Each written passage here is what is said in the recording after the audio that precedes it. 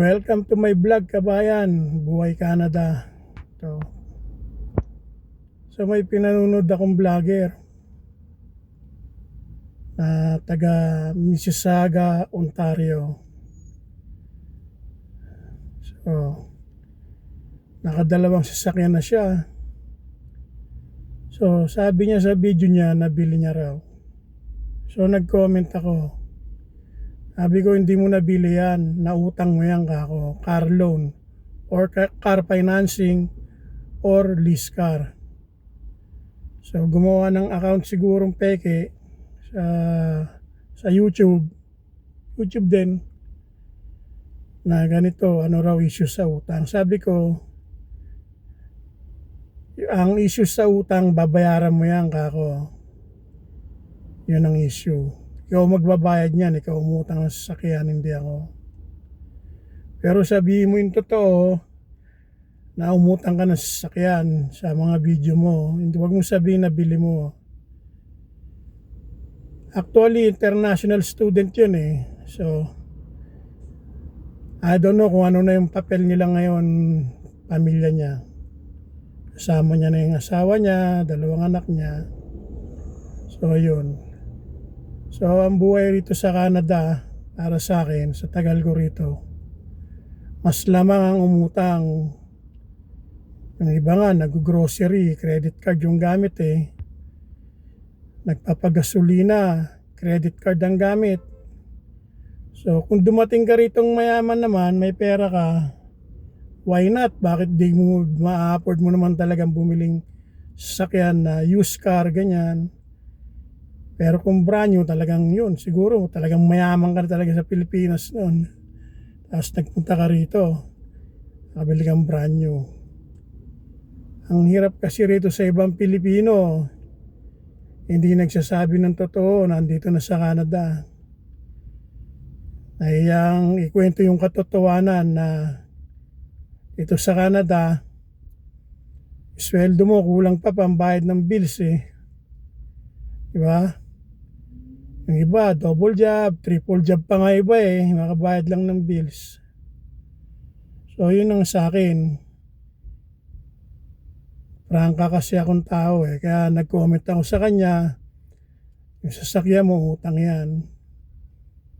So mahal na kumuha ng sasakyan ngayon, 7 years to pay na, mayroon pang gap insurance dahil nga sa uso ang mga nakawan ng sasakyan dito sa Ontario, Canada.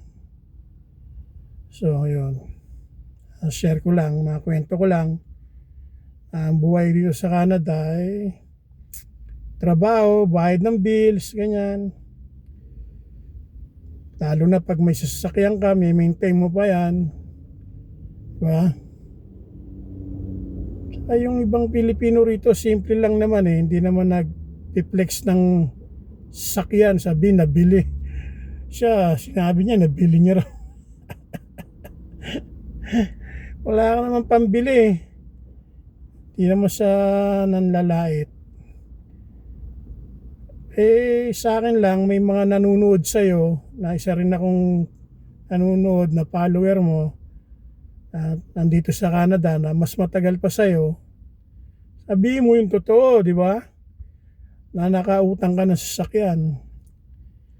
By the way, meron palang nakukuha sasakyan na lease car, lilis mo yung kotse for 6 months, may contract yan eh, 1 year, tapos palitan mo na, lease car tawag nun. Meron naman din na kung good credit ka, kasi nangyari na sa akin to, ma-share ko lang, nangyari na, good credit ako nung araw, 0 down payment, ang binayaran ko lang, yung car insurance ko, kumuha ko, tsaka plate number. Kasi hindi mo mailalabas yung sasakyan eh pag wala kang car insurance tsaka plate number. 0 down payment, wala akong binayaran. Pag good credit ka dito sa Canada, Toronto, Ontario. So yung iba naman bumibili ng sasakyan cash na, nag-iipon. Yan ma-share ko lang ha. Mga used car na worth 5,000, 10,000, ganyan, nag-iipon sila, yun, nabili nila. Pero kung brand new naman, itong pinanonood kong vlogger na to, brand new yung kinuha, wala namang pambiling brand new. Parang yung isang Pilipino rin, taga Vancouver vlogger, kakas niya raw or finance yung Tesla car. New driver din, bagong driver. Kala mo naman may pangkas ng Tesla. Tapos pag nag-video maiyak-iyak, nagpapaawa, may problema raw, ganito, financially. Ang sabihin gano'n na may pangkas ka na sasakyan, sabihin mo, car loan.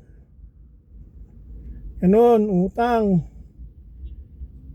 So, by the way, ma-share ko lang pala. Dito kasi sa Canada, lalo na kung sa mga liblib kan lugar, kailangan muna sa sasakyan. Tagal ng bus. May oras ang daan ng bus. So, gano'n ang sitwasyon dito. Kaya yung iba, mga temporary worker pala, may singit ko lang, ewan ko kung car loan, car financing, or lease car, nakakapag-drive na sila, hindi pa sila permanent residents, madali lang palang makakuha ng sasakyan, lalo na kung good credit ka, ayan. Pero pag bad credit ka, yan, medyo mahirap-hirap na kumuha sa sasakyan. Hanapan ka ng malaking down payment.